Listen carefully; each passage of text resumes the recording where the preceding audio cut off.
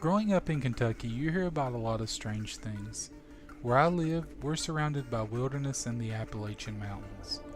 Growing up in these mountains, you hear certain things, and over time, these sounds become as normal as birds chirping. We spend a lot of time in these mountains, hunting, camping, riding ATVs. There isn't much else to do, so we spend our nights in the wilderness.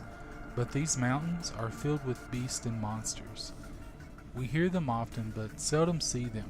But when you do, it stays with you forever. My encounter happened on a cool late fall night. The trees were bare, so you could see the hillsides clearly. I was riding my dirt bike on a strip job.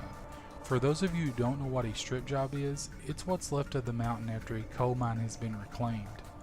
Once you make it to the top of the strip job, roads lead off in all directions, and once night falls, we play games. The game we were playing this particular evening was hide and seek.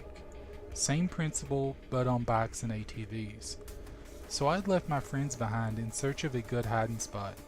I was riding along the main road, looking for a trail that was almost fully grown up, but had enough of a path that I could navigate down it without disturbing the grass and painting a path for my friends. Finally, I find the perfect trail. The path is 3 to 4 feet wide and goes up to a peak and then back down into a valley. I knew I had about 5 minutes or so before they came looking for me, so I moved quickly up the hill. As I drop over the hill, the sound of their engines fade quickly.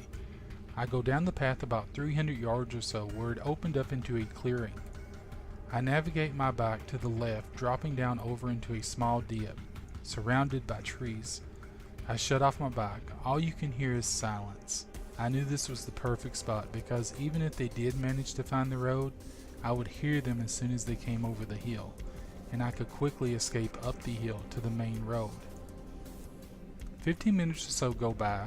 I don't hear anything, but down below me I start to hear twigs and branches snapping. I look down the hillside, but all I see is darkness. I figure it was just deer or elk, so I pay it no attention.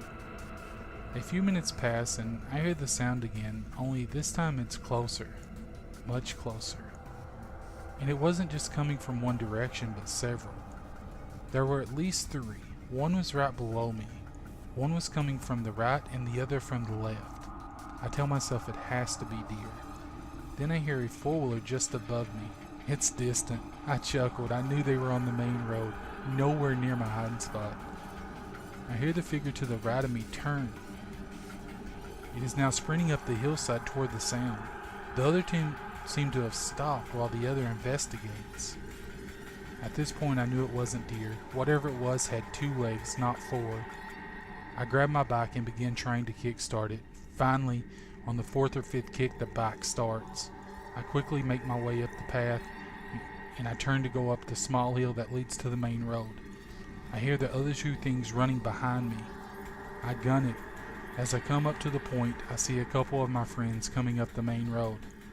They tell me Brian was just ahead of them. I start to tell them what I heard when Robert says, "What the fuck is that?" We turn, and what I saw, I can't say what it was, other than it was huge and covered in hair.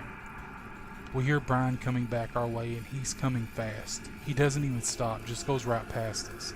We quickly follow. I look back and see the 3 beasts still chasing us. We don't stop till we get to Roger's house.